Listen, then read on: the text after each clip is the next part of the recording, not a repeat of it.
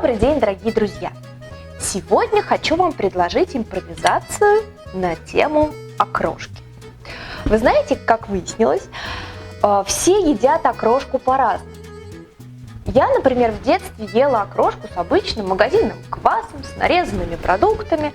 Все это вместе перемешивала моя мама, и замечательно выходила окрошка. Так же делала моя бабушка. Но когда я выросла и начала принимать гостей в своем доме, для меня было большим удивлением, что люди, оказывается, едят окрошку по-разному.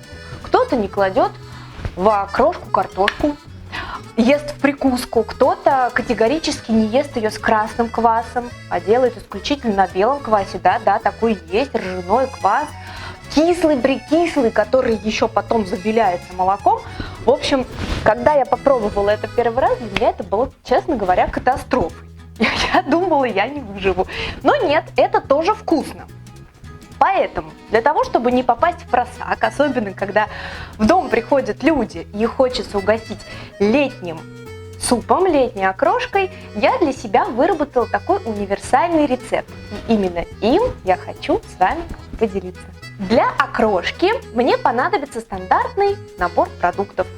Картофель, яйцо, колбаса, огурец, зелень, укроп и лук, квас, соль. Я еще добавляю кое-какие ингредиенты, расскажу чуть попозже. Сегодня, так как я вам показываю свой вариант и сервировки, и подачи, чтобы всем еще и угодить, буду делать одну порцию.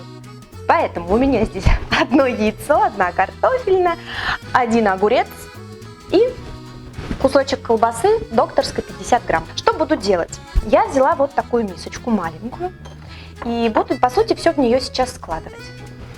И как бы все задом наперед. Поэтому я начинаю с зелени.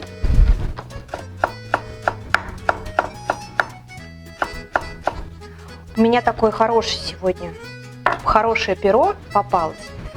Одного мне достаточно, нужно взять два. В общем, ориентируйтесь на одну порцию. Все остальные ингредиенты я буду натирать на терке, на крупной. Мне очень нравится, когда продукты натерты именно на терке. Они как-то соединяются иначе. И насыщенность самой окрошки становится прям такая насыщенная, вкусная получается. Вот так, видите? И немножечко утрамбовываю. Так, теперь колбаса. Также натираю на терке. Так, тоже отправляю ее.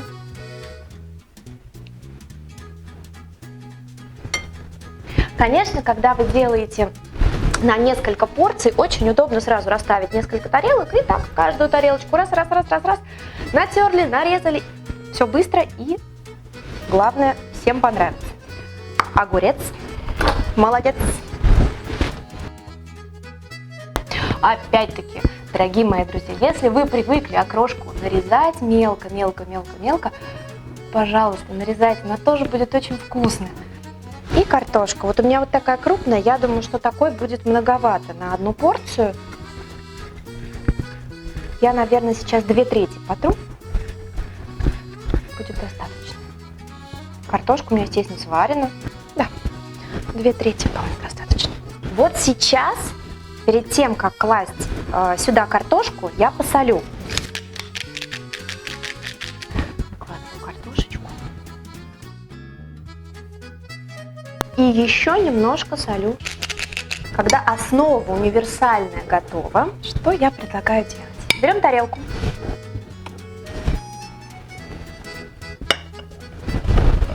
Переворачиваем. Получается у нас с вами вот такая красота.